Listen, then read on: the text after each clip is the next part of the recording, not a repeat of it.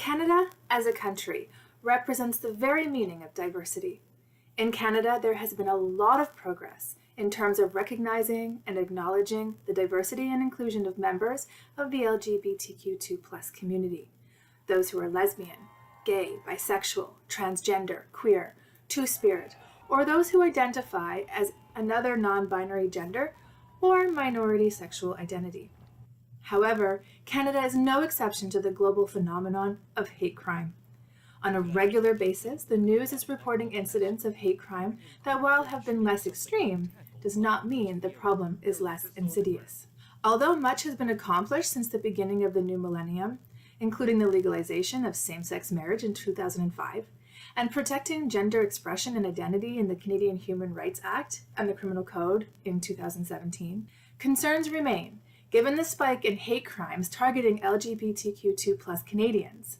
According to a 2018 survey conducted by Statistics Canada on safety in public and private spaces, LGBTQ2+ populations were more likely to report being violently victimized in their lifetime and to have experienced inappropriate behaviors in public and online than heterosexual Canadians.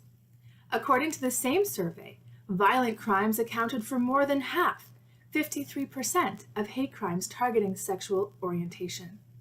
Hate crimes are perpetrated not only to terrify, intimidate, or harm an individual, but an entire group of people that are connected or associated with that victim as well. In other words, these victims are not targeted because of anything they have done, but rather because of who they are.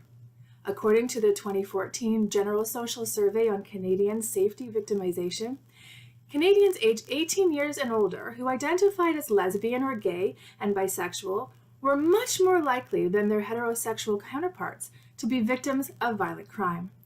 Even after controlling for other factors such as age, marital status, past history of homelessness, and childhood abuse, the odds of being a victim of violent victimization were 2 times higher among lesbian, gay, or bisexual Canadians than among their heterosexual counterparts. There are laws to protect people.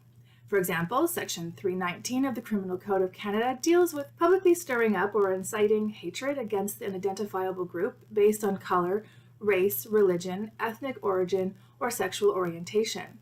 It is illegal to communicate hatred in a public place by telephone, broadcast, or through other audio or visual means. But as illegal as it might be, it still happens.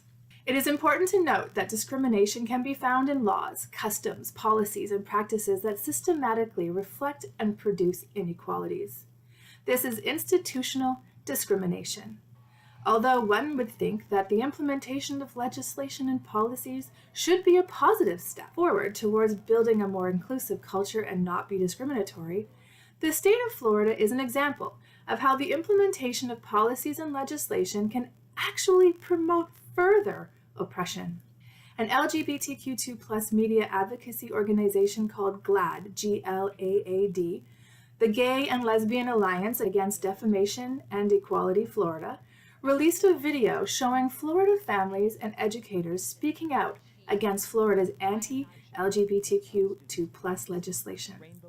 This video on YouTube specifically addresses the Florida House Bill 1557, the controversial Parental Rights in Education law, which opponents call the Don't Say Gay bill. This bill went into effect on March 28, 2022.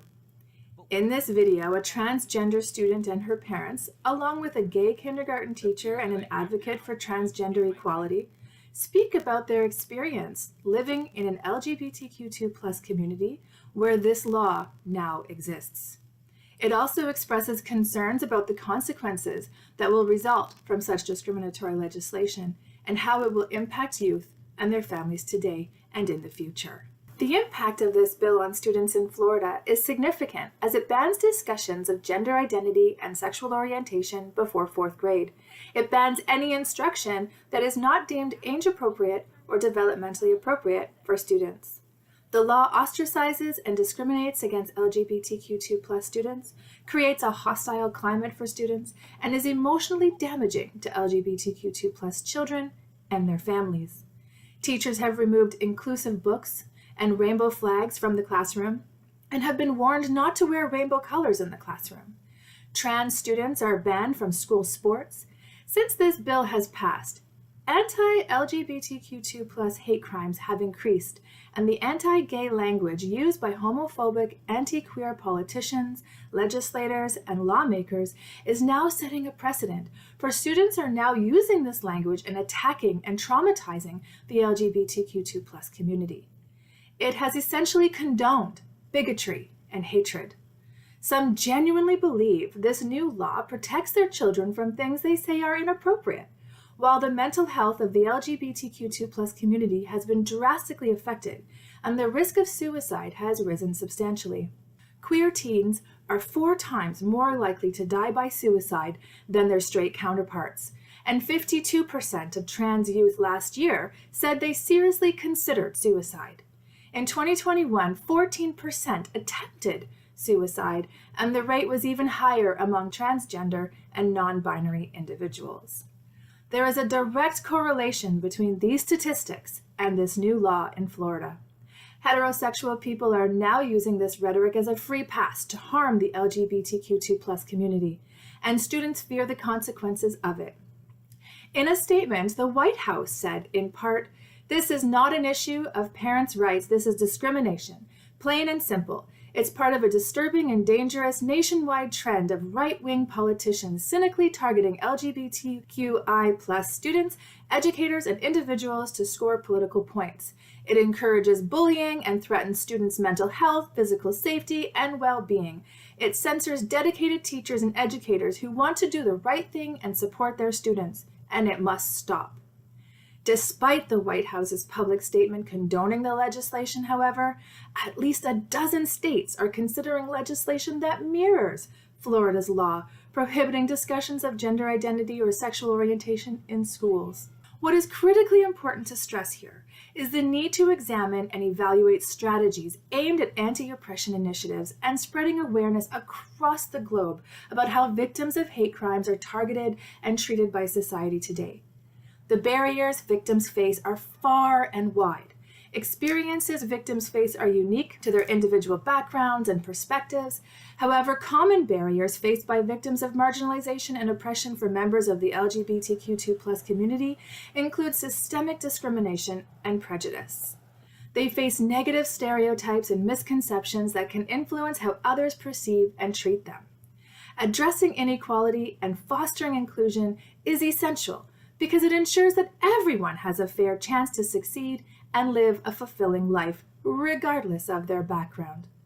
Empathy and understanding can foster stronger relationship building and more inclusive environments. Promoting inclusion through implementing government policies and legislations also plays a big role in breaking down the barriers marginalized groups face. There are 5 faces of oppression: violence, exploitation, marginalization, powerlessness, and cultural imperialism. The LGBTQ2+ community face several types of oppression, namely violence, marginalization, and powerlessness. Heterosexual dominance in society is predominantly the root of LGBTQ2+ oppression today. This dominance of heterosexualism is often maintained through the use or threat of violence. It is also maintained through the act of social marginalization, which is a result of targeting a smaller, weaker identified group and treating them as insignificant or ostracizing them from the rest of society. The LGBTQ2+ community is a marginalized community that faces social, economic, and political disadvantages, and these individuals often experience barriers to accessing resources, opportunities, and fair treatment in society because of their sexual orientation or their gender identity. LGBTQ2+ communities are among those who historically have been excluded from accessing quality social resources. LGBTQ2+ people commonly face discrimination, intolerance, and exclusion, not only from primary social support systems such as family of origin and peers, friends, but also from local communities and society in general, because heterosexism is often seen as the only legitimate model. For example, sexually diverse individuals often face negative employment action, harassment, denial of certain benefits, denial of advancement, and experience fear for their personal safety every day. Although Canadians pride themselves on their diversity, marginalized groups continue to face discrimination in areas such as criminal justice, employment, and education. Diversity in Canada will continue to expand, yet there are obstacles and barriers in place that prevent the LGBTQ2+ community from accessing programs and services.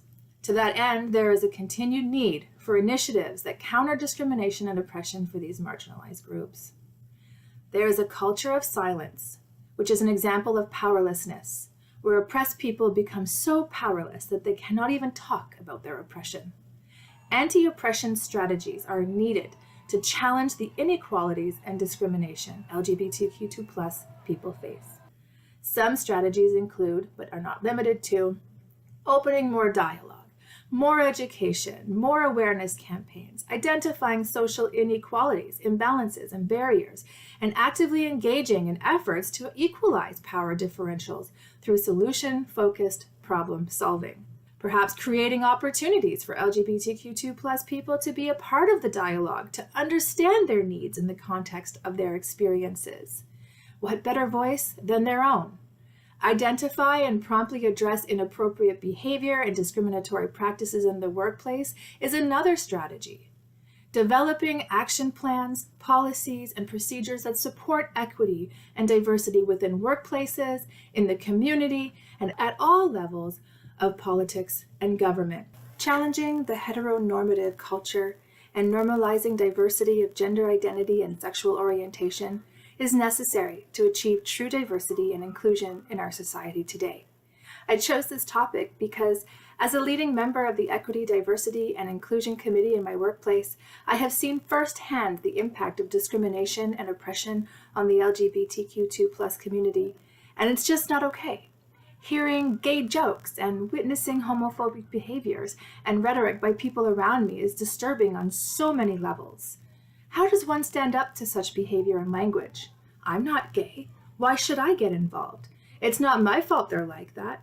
They should keep their sexual preferences to themselves. Ugh, how gay is that? Being an ally is part of the solution.